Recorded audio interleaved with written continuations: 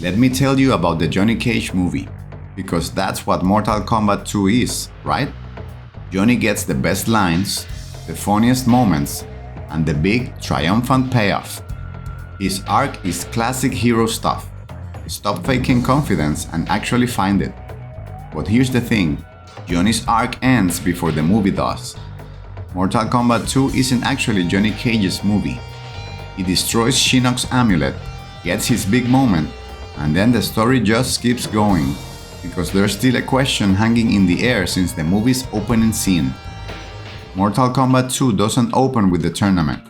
It doesn't start with Shao Kahn or the Earthrealm fighters. It starts 20 years earlier, in Edenia, with a king giving his daughter a pendant. King Jerrod is on screen for only a few minutes, but you instantly get who he is: a good king and a loving father. He knows exactly what's coming. He gives Kitana the pendant, tells her Raiden will hear her if she calls, and then Shao Kahn kills him and takes over his kingdom. That's scene 1. The rest of the movie is just a fallout from that moment. Johnny and Kitana are on the same journey, just running in opposite directions. Johnny's issue is that he doesn't know who he is. The fame is empty, the swagger is an act, and there's a huge gap between the character he performs and the person underneath. His story is about closing that gap. Kitana doesn't have that problem. She has always known who she is: Jerrod's daughter and Edenia's rightful heir. Her act is playing the obedient puppet for Shao Kahn. That's the lie. The real Kitana has been there the whole time, waiting for her moment. Johnny spends the movie finding himself. Kitana spends it revealing herself. Same destination, completely different path. And that's why the movie ends with Kitana, not Johnny. There's a running theme here that the movie never spells out in dialogue. You just feel it. Kitana beats Johnny in the tournament. Shao Kahn orders her to finish him, but she refuses. Later, Jax defeats Jade and lets her go. Mercy gets passed from one person to another, and it doesn't stop there.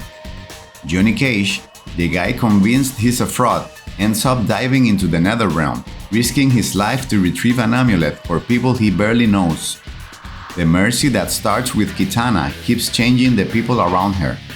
By the end of the movie, that decision has spread all the way to Johnny Cage. When Kitana's rebellion goes public and Shao Kahn chains her up in the city square, the framing is very deliberate. She isn't staged like a captured princess, but like a political prisoner, because that's what she is. Shao Kahn doesn't chain her there because she's an unstoppable physical threat.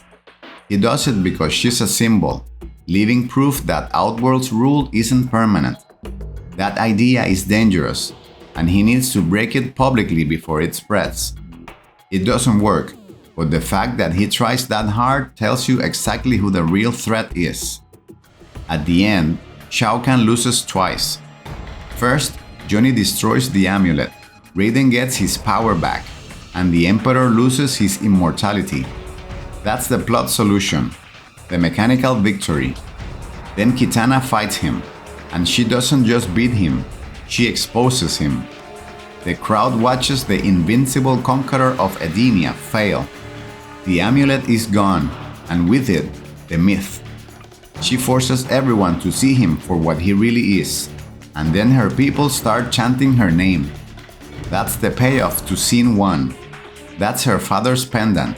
That's the whole film. So yes, it's a great Johnny Cage movie, but look at how the film opens and how it closes. Look at who the crowd is actually cheering. Johnny had to learn that being a hero isn't about being seen or celebrated. Kitana had to remind everyone who she was. She already knew. Everyone else had forgotten. If you enjoyed this video and would like to support the channel, click the join button to become a member. See you next time.